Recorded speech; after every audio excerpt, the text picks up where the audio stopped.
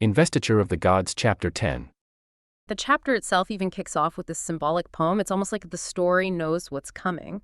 Like foreshadowing. Exactly, hinting at the destiny, the fall of the Shang dynasty and the rise of the Zhou. It underlines this sense of inevitability about the path King Zhou is on. And what a path it is. As those of you familiar with the story know, Minister Shan Rong had just recently killed himself in protest. A really tragic act, yeah. A kind of final plea for reason. But it seems like that defiance, however moving, just enraged King Zhou even more. It did.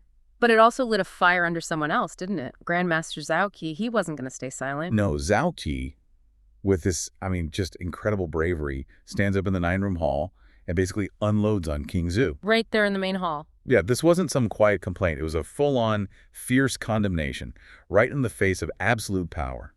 It makes you wonder, what drives someone to do that? It speaks volumes about his conviction, right, and his understanding of the principles that were supposed to govern their society. He wasn't just throwing insults. No, it was specific. Very specific. He was systematically dismantling the king's fitness to rule.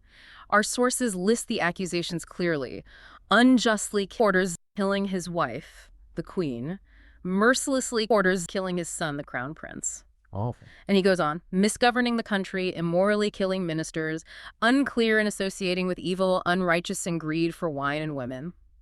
But then he hits the core issues. The really fundamental stuff. Exactly. He slams the king for being unwise in losing the 3 cardinal guides, that's ruler, subject, father, son, husband, wife, and shameless in ruining the 5 constant virtues. Benevolence, righteousness, propriety, wisdom, fidelity. Those very ones. And these weren't just, nice ideas. They were the absolute bedrock of Confucian ethics, the structure of society. The moral legitimacy of the ruler, essentially. Precisely, the mandate of heaven. Zhao Qi was basically saying King Zhou had forfeited his right to rule by trashing these fundamental principles. It was the ultimate indictment, politically and morally. And King Zhou's response? Predictable, maybe? Explosive is the word. The text says his rage reached the sky, Qi Chung Yu Do. No reflection, no pause. Just Pure fury. He immediately orders Zhao Qi executed by the Paolao.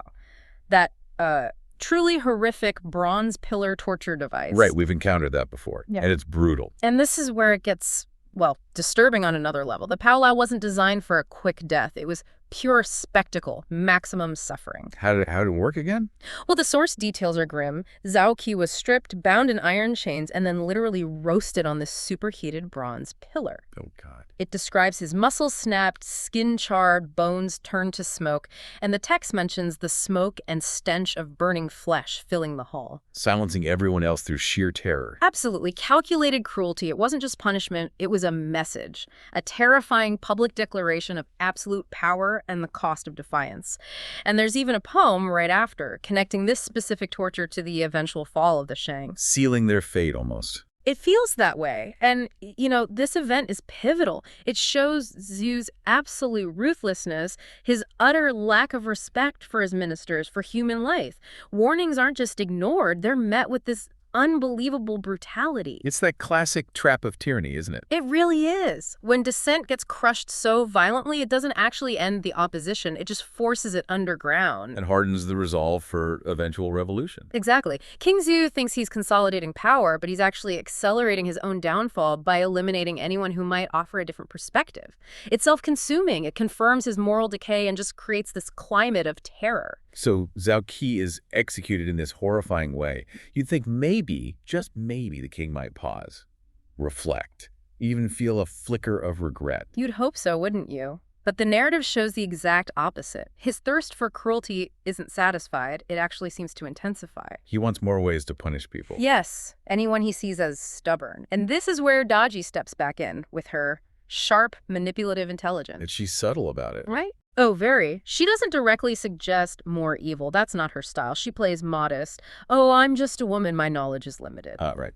And then she gently nudges King Zhou towards Fizong, suggesting he might have some extraordinary strategies to bring peace to the world. Peace through terror, presumably. That's such clever manipulation. Using his own bloodlust against his enemies while she keeps her hands clean, appearing graceful. It's a masterclass in using indirect influence, but you do wonder, was Zhu really fooled? Or was he just happy to have someone articulate his own brutal thoughts? Yeah, he seems primed for it. He does. And what's interesting is Zhu's immediate worry. He actually voices concern that the Eastern Grand Duke, Jiang Huanhu, might rebel. Because of his daughter, the former Queen Jiang, who Zhu had killed. Exactly. And he's also anxious because his best general, Grandmaster Wenzong, is away fighting in Beihai. He feels exposed. So there's a flicker of strategic thinking there, recognizing a threat. A flicker, yes. But it's instantly swamped by paranoia and this reliance on others for brutal, quick fixes, not real solutions. He sees the problem, but the only answer he can imagine is violence. A huge leadership failure. And Fizong is presented as the man with the answers. He comes in, acknowledges the discontent, the risk of news getting out. Especially to Jiang Huanhu. And then he proposes this plan, this root and branch idea, Sinda Konchigan. And his logic is, well, chillingly pragmatic, if completely monstrous. Cut the grass and pull out the roots. He suggests secretly summoning all 4 Grand Dukes, Jiang Huanhu from the east, Yi Changyu from the south, Ji Chang from the west, and Changhu from the north to the capital, Charge. Okay, under false pretenses. Completely false. The plan is, once they arrive, execute all 4 of them, then display their heads publicly. Wow. His argument is that if these 4 heads are gone, he uses metaphors like dragons losing their heads or fierce tigers without teeth, then the other 800 smaller dukes will be too terrified and fragmented to rebel. So it's psychological warfare too. Shatter morale, sow distrust. Exactly. It's designed to destroy any possibility of collective resistance, not just by removing the leaders, but by making unity unthinkable. Eliminate the real and the potential threat in one move. Create a vacuum of fear. And King Zhu's reaction to this horrific plan. Utter delight. The text paints him as almost overjoyed, like Fizong just voiced his deepest, darkest wish for control. He calls him a genius, a savior of the nation. Yes.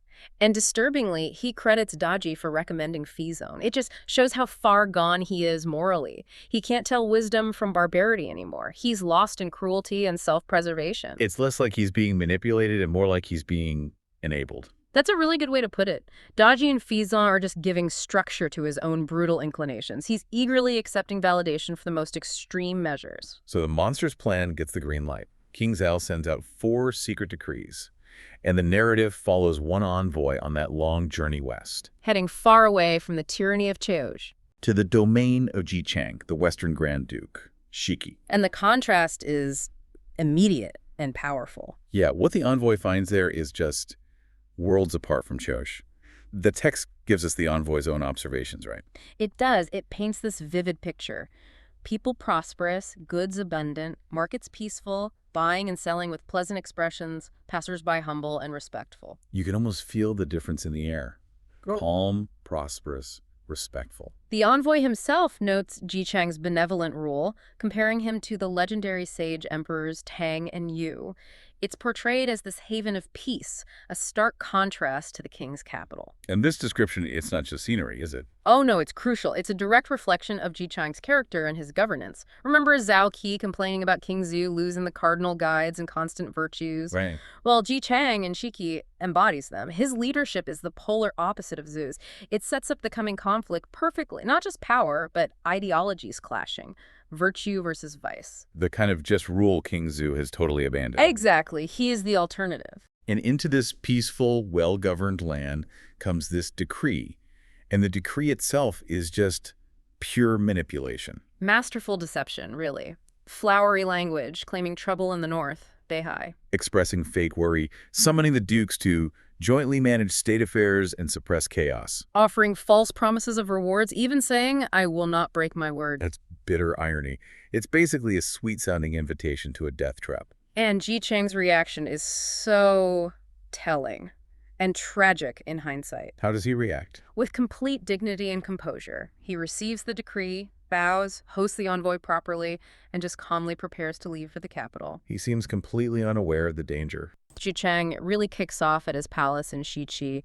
He gets this royal summons from the Son of Heaven. A command he has to obey. Exactly. But before he leaves, he does something pretty significant, right? It's more than just packing his bag. He does. He performs an I Ching divination, For anyone listening who doesn't know, it's this ancient Chinese way of using hexagrams to understand cosmic patterns, predict the future, that kind of thing. Okay. And what's really fascinating here is how clear the reading is. It foretells 7 years of great difficulty. But, and this is crucial, it also says he will not die. Okay. So hardship, yes, but not the end. Exactly. It's like a preordained journey through tough times, but with a guarantee of return. He has some idea of the path ahead. 7 years. I mean, that's an eternity for a kingdom to be without its main ruler. It's a huge amount of time. So how does a responsible leader, prepare his realm for that, especially knowing the exact duration? Well, he leaves pretty much nothing to chance. Chang puts his eldest son, Bo Yikao, in charge. Okay. And gives him incredibly meticulous instructions, like maintain the law, don't alter state policies, follow the old statutes. Really specific. Very specific. He stresses harmony among brothers, peace between ruler and ministers, tells them don't act on selfish motives. It shows a really thoughtful leader, someone who gets the balance needed for stability, especially when he's gone. That kind of detailed planning, it makes you think he expects more than just a personal challenge. Mm-hmm. And it's amazing how his compassion goes so far, even when he's facing his own crisis. Yeah. What does that tell us about him, about his leadership? Well, it brings up this important question about leadership, about virtue, doesn't it? Yeah. Chang actually mandates these social welfare programs. Provide gold for men without wives to marry, silver for poor women delayed in marriage, monthly provisions for the isolated and helpless. That's incredible foresight. It reflects this almost enlightened ruler prioritizing his people's welfare, even with his own storm coming. You could almost argue that this deep compassion isn't just morally good, it's maybe necessary for destiny to unfold in these amazing ways later on, paving the way for those unexpected interventions. And besides the policies, what specific warnings does he give his son about these 7 years? He gives a very firm command. You must not send anyone to meet me. Don't interfere. Right. It reinforces this idea of an unavoidable fate, something that has to run its course. Like, trying to intervene would be pointless, maybe even mess things up, The weight of that departure, it must have been huge. Immense. He says goodbye to his mother, Chang, who apparently also foresaw this 7-year calamity. Which is remarkable in itself. And then his main consort, Ji. Mm. This isn't just politics, it's deeply personal, cutting himself off from his whole life. And to really grasp the family context, the text mentions Chang has 4 main consorts, 24 concubines, Wow. and 99 sons already. It's 99. Yeah. The eldest is Bo Yikao, the one left in charge. The second is Jifa, who later becomes the famous King Wu, a pivotal figure. Okay. And the narrative also introduces the 3 mothers of Zhu, his mother Taijian, his consort Taiji, and Ren, who's King Wu's consort. They're all called great virtuous saints. No. These weren't just titles. They represented these key women whose wisdom and morality were seen as vital for the Zhu lineage's stability and future. It sets up this powerful, almost sacred family line. You can just picture it, can't you? 50 attendants, the whole court, 4 sages, 8 excellencies, these important advisors, his sons, all gathered at this 10-mile pavilion. Big farewell. For a 9-dragon banquet. So, kingdom secured, goodbye is done. Chang starts the journey. He's gone about 70 li shi past Mount Qi. What's that, like 25 miles? Roughly, yeah, about 40 kilometers. Everything seems normal, but then he makes this uncanny prediction. It hints at his, unusual abilities. He's on his horse, and even though his attendants see clear skies, no clouds, bright sun. Perfect weather. Right. He tells them, look ahead for a village or dense forest. A heavy rain is surely coming soon. His perception, or maybe his prophetic side, is just incredibly sharp.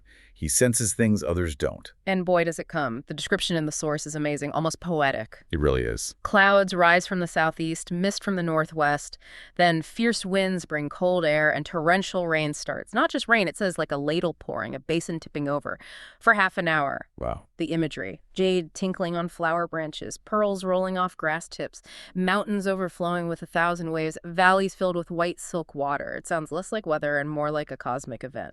I think that's exactly right. This description, it's more than just setting the scene. It is a cosmic event. The storm feels like this powerful, almost living thing in the story, washing the land clean, maybe purifying it for what comes next. And Chang, always perceptive, he gets his people ready for the next bit. He knows the rain isn't the end of it. Right. After the rain, he warns them, careful, the thunder is coming. And then the sound it describes is just immense. Hard to even imagine. Absolutely. A single, incredibly loud clap of thunder, described as shaking mountains and rivers, collapsing high peaks. The sheer force is depicted as terrifying his followers. It's clearly shown as more than just a normal storm. It's a huge cosmic signal. Something extraordinary is happening. Then the storm passes, sun comes back, air's clean. Chang, still on his horse, wet, says another one of those cryptic things. Thunder passed, a general star has appeared. He sees something deeper in what just happened, and this is where it gets really interesting. Yes, general star. That's a very significant term in Chinese cosmology. It implies someone destined for greatness, often a military leader, or just someone hugely important, a clear sign of an auspicious arrival. Okay. And he immediately orders his attendants, find me this general star. He didn't just hear thunder, he heard a celestial announcement. His attendants must have been like, what? The text says they were laughing coldly. Understandably bewildered. Who's this general star? Where do we look for a star in a forest? But, you know, they obey him. He's a wise marquis. And their search leads them somewhere really unexpected, an ancient tomb. A tomb. Yeah. And there they hear a child crying. They find an infant, which is just extraordinary, right? In such a desolate, weird spot, it makes you ask, is this just random chance? Or is this fate showing up dramatically, guided by Chang's insight? They bring the baby to Chang, and he's overjoyed. The description is lovely. Face like peach blossoms, eyes shining brightly. But his joy isn't just finding a lost kid, is it? There's something deeper, more personal for him. You're exactly right. It connects straight back to his prophecy, his family line. Right. He believes this child completes his destined 100 sons. Remember, he had 99. Right, the 99 sons. So this is number 100. Exactly. This isn't just adopting a foundling, it's the fulfillment of prophecy. A divine gift, literally rounding out his destiny. Sent by heaven. He sees it as a blessing, maybe a sign his own hardship will lead to a reward. And he sees potential in him right away. Even as a baby, he's recognizing a future figure of importance. Definitely. He tells his attendants to take the child to the nearest village, just for temporary care. He promises he'll come back in 7 years after his trial and take him to Shiki. And he predicts this child's fortune in the future will not be shallow. A powerful forecast for a baby found after a cosmic thunderclap. It's like the universe is setting the stage. So Chang keeps going, just a bit past Yanshan, and meets another remarkable person, this time a Taoist priest. And this feels very deliberate, doesn't it? Oh, absolutely. The description of the Taoist is striking. Yeah. Clean and refined demeanor, extraordinary appearance, kind of ethereal, otherworldly. Not just some random wanderer. No way. His presence just screams higher purpose, a connection to the heavens that fits perfectly with what just happened. And he immediately bows to Chang, says he's Yun Zhangzi, a key cultivator from Yuzu Caves in Zhongyan Mountain. So for listeners, a key cultivator is someone who practices energy work, spiritual stuff, often aiming for immortality or special powers. Right? Essentially, yes. A powerful, immortal figure. So what's his mission, showing up right here, right now? He says he traveled 1,000 lins, a huge distance, specifically to find the general star that appeared after the thunder. Wow. So Okay. this just ties everything together. The storm, finding the child, the Taoist's arrival. It's all one divinely orchestrated event. No more coincidences. It's a clear design unfolding right in front of Chang, confirming his own intuition. So Chang, no hesitation, just hands over the baby he just found. He does. Which might seem quick, but given everything, the prophecy, the storm, his gut feeling, maybe it's the only logical, fated thing to do. Precisely. And Yun Zhanzi confirms it, saying, General Star, you only now appear. It just solidifies the child's destiny, the timing of it all. It's this moment of recognition where heaven and earth meet for this baby, cementing his role in the bigger story. And Yun Zhangzi gives the child his famous name, right? The one linking him to his arrival. Indeed. He names him Lei Zhen, or Lei Zhenzi, as he's usually known, explaining he appeared after the thunder. Lei means thunder. Ah, makes sense. And he promises to raise the child as his disciple and bring him back to Chang once the Marquis finishes his 7 years of hardship. That's quite a twist. The child of thunder, raised by an immortal, destined to reunite with Chang when he needs him most. Chang, he's the Western Grand Duke. He finally arrives at the Jintingguanyi, which is basically like a state-run guest house for top officials in Shaoxi, the capital. It's been a long trip for him, but he's there. And he's not the first one there. The other 3 Grand Dukes are already waiting. Jang Hun-chu, he's the Eastern Grand Duke.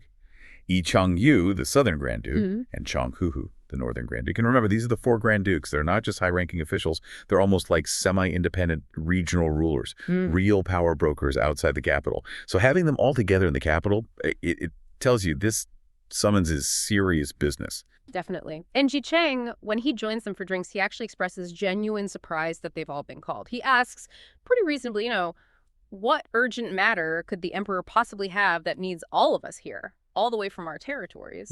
He even points out that King Zhou already has really capable officials in the capital, people like Wu Cheng Wang Huangfei, who he calls him a pillar of the realm, and Prime Minister Bi Gan, who's known for being good at governance. It really shows Ji Chang's initial, maybe naive trust in the system. Like, he can't imagine why they'd be summoned unless there was a genuine national crisis. He's still thinking within the rules of proper government. That's a great point about Ji Chang's character. He believes in the system, or at least, he wants to believe in it. But that sort of friendly atmosphere, the drinking, it sours really quickly, doesn't it? Yeah. What's striking is how fast the underlying tensions just explode. Yi Chang-yu, the Southern Grand Duke, probably fueled by wine and it seems some long-held grudges, he just launches this scathing attack on Chang Hu-hu. And this isn't just some private argument. It's a very public, pretty brutal dressing down between 2 of the most powerful men in the kingdom. Oh, he doesn't hold back one bit. Yi Chang-yu publicly accuses Chang Hu of this whole laundry list of serious wrongdoings. He says Chang Hu is scheming with corrupt officials, Fei Zong and Yu Hun flattering the king, misleading his judgment. He talks about how Chang Hu pushed for these massive, super expensive construction projects like the infamous star-picking tower. Right, a huge symbol of King Zhu's excess. Exactly, and exploiting the common people for labor. The text even says 3 out of 2 men were drafted for labor. I mean, that phrasing really gives you a sense of the brutal conscription, the suffering involved. Yi Chang-yu also accuses him of bribery, enriching himself, receiving private gains and loving wealth, is the quote, and acting like a jackal and hungry tiger. Cruel, oppressive, causing thousands of households to suffer injustice. Wow. Yeah, that public shaming using specifics like the star-picking tower, it shows his corruption wasn't exactly a secret, right? It was known. Yi Chang-yu is basically using the people suffering as a weapon here, calling him a jackal and hungry tiger. Those are incredibly harsh animalistic terms. It just exposes the deep rot within the court for everyone there to see. It's a bold move. I mean, he's risking his own neck doing this, but he's forcing the issue. It shows that under a tyrant, sometimes just speaking the truth is the most dangerous thing you can do. And Chang Hu is, furious, completely understandable. He actually tries to physically fight Yi Chang-yu right there at the table. But Ji Chang, he's always the peacemaker, the voice of reason. He steps in. He urges Chang Hu to actually listen to the criticism, calling Yi Chang-yu's words good advice and golden words. There's quite something. He stresses self-reflection, fixing your mistakes. He's basically saying, look, if this is true, change your ways. If it's not, well, you should still try to be better. It's a moment that really shows Ji Chang's wisdom, his belief in proper conduct, even in this heated mess. But what's really striking is how quickly it goes from verbal to physical. Yi Chang-yu may be feeling, righteous anger and definitely fueled by the wine. He doesn't back down. He actually throws a wine pot right at Chang Hu's face, hits him square on. It's just an incredible escalation, especially between men of this rank. Any pretense of decorum is just gone, shattered. Ouch. Yeah, that's intense. Fortunately, Jang Hun-chu, the Eastern Duke, he steps in and stops it from becoming a full-on brawl. Chang Hu, totally humiliated, but maybe also a bit intimidated by the other powerful dukes there, he just retreats to his room to sleep it off.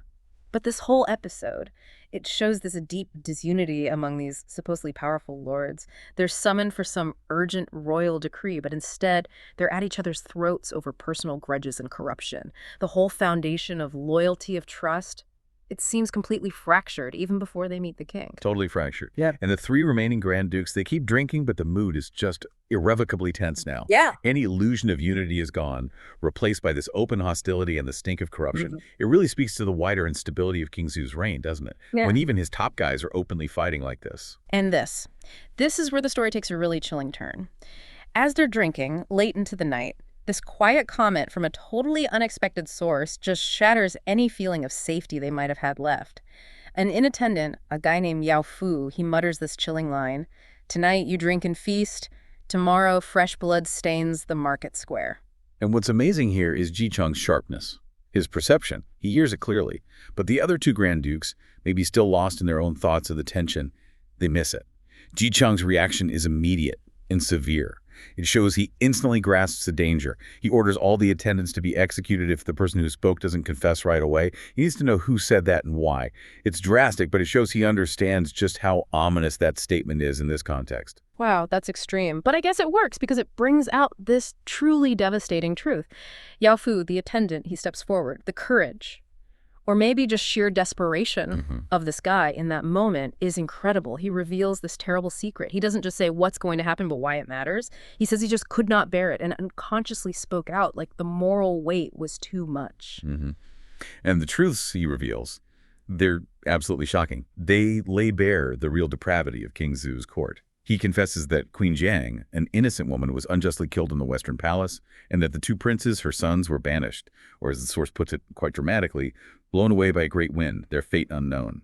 But the most immediate, the most terrifying news for them is that King Zhu, influenced by his demon consort Daji, had secretly ordered all 4 Grand Dukes to be executed. The very next morning, no trial, no pleas allowed, just execution. If you connect that to the bigger picture, I mean, this is the ultimate betrayal, isn't it? The king is planning a full-on purge of his most powerful vassals, influenced by his consort, by corrupt officials, completely ignoring any shred of justice or due process. It's a total breakdown of the rule of law. The crown has become an instrument of terror, of personal whim. The kingdom's foundations are literally being destroyed by its own ruler. And this news, it hits Jiang Henshu particularly hard. He finds out in that moment that the dead Queen Chang was his own daughter. Just imagine the shock, the grief, the absolute boiling rage that must have just surged through him right then. It's a personal tragedy piled onto the political betrayal, and the details we learn about Queen Chang's death are horrific. Her eyes were gouged out, her hands branded with hot irons. It raises this awful point, doesn't it? The extreme cruelty coming from the king's court, especially with Daji's influence.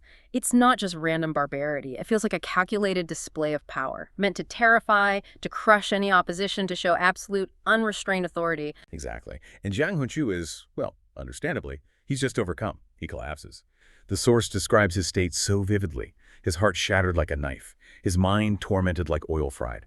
It really conveys that raw, visceral pain. A father learning his child suffered such a horrific end. Yet what's fascinating, even now, is Chang's pragmatism. He acknowledges the terrible loss, the suffering, but he immediately urges a strategic united response. He suggests preparing memorials, formal petitions to present to the king, hoping maybe they can still distinguish right from wrong, rectify human relationships. He's still clinging to this tiny sliver of hope that reason, the system, might somehow prevail. But Jiang Henshu, fueled by that raw grief, the father's need for answers, maybe vengeance, he insists on facing the king alone. To plead his daughter's case directly, he just can't bring himself to join a group petition when his own daughter has been murdered so brutally. His personal emotional conviction just overrides Chang's pragmatic advice. And the others, they agree to submit their own memorials separately. They respect his decision, maybe. Or maybe they realize rational arguments are pointless in a court that's gone completely mad. Right. So while the Grand Dukes are preparing these pleas, hoping for justice, the focus shifts.